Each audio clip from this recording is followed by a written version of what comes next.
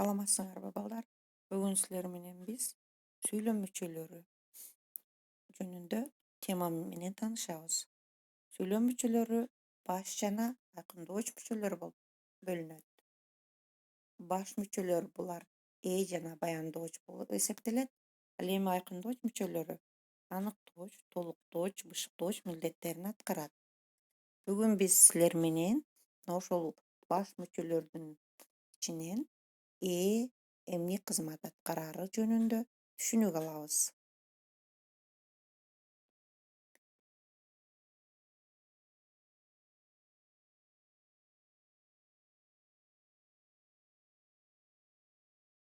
Сүйлөмдө негизги ойду билдирген сөз деп аталат. Демек, сүйлөмдө негизги ойду билдирген сөз деп аталат. Сүйлөмдүн ээси ким, эмне, кимдер, эмнелер деген суроолорго жооп берет. Энин астын биз балдар түз сызык менен сызабыз.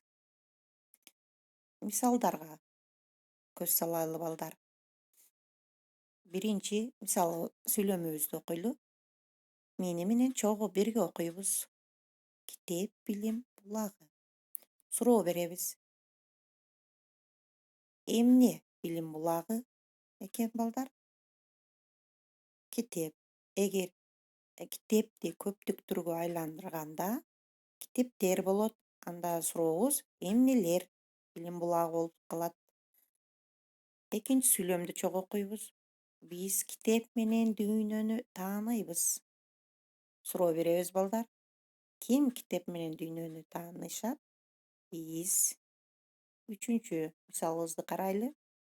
Балдар китептер менен саякатка чыгышат. Кимдер китептер менен саякатка чыгышат? Балдар. Демек, бул жерде биз сүйлөмдөрдүн ээлерин, сүйлөмдүн негизги ойлорун таап алдык.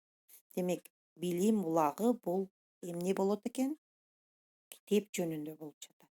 Экинчи сүйлөмүбүздө кимдер жөнүндө сөз болуп жатат? Биз жөнүндө. Үчүнчү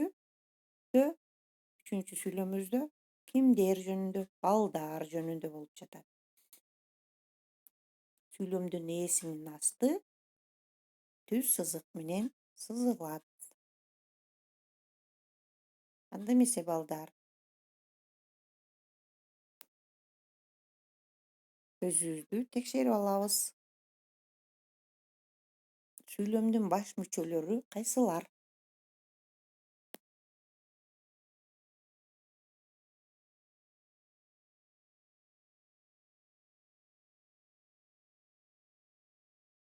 Баяндооч, бышыктооч, толуктооч, Ойлонобуз балдар. Сүйлөмдүн баш мүчөлөрү кайсылар экен? Туура айтасыңар. Жана эмне болот экен? Баяндооч. Текшеребиз. Туура. Сүйлөмдүн айкындооч мүчөлөрү кайсылар болду бизде?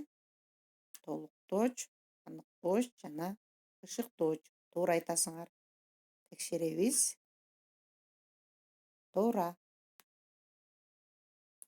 Эми биз бүгүнкү өзүбүзгө бүгүн көтүлгөн тема боюнча боюнча текшерип алайлы. Кандай кызмат аткарганын танда бөлүгү менен текшерип алсак, бул танда деген жазууну басып текшеребиз. Энин кыймыл аракетин ал абалын билдирет. Сүйлөмдө негизги ойду билдирет. Заттын сын сыпатын, санын иретин билдирет. Биринчи, экинчи, үчүнчү жоопто ойлонобуз. Кыймыл аракеттин ал абалын дейт. Сүйлөмдө негизги ойду билдирет. Заттын сын сыпатын, санын иретин билдирет. Экинчи суроону бастыңар деп ойлойм. Демек, текшеребиз.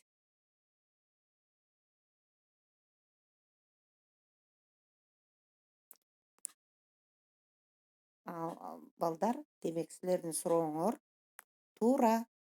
Сүйлөмдө негизги ойду билдирет. Бүгүнкү сабагыбыз ушун менен аяктады. Саламатта калгыла балдар.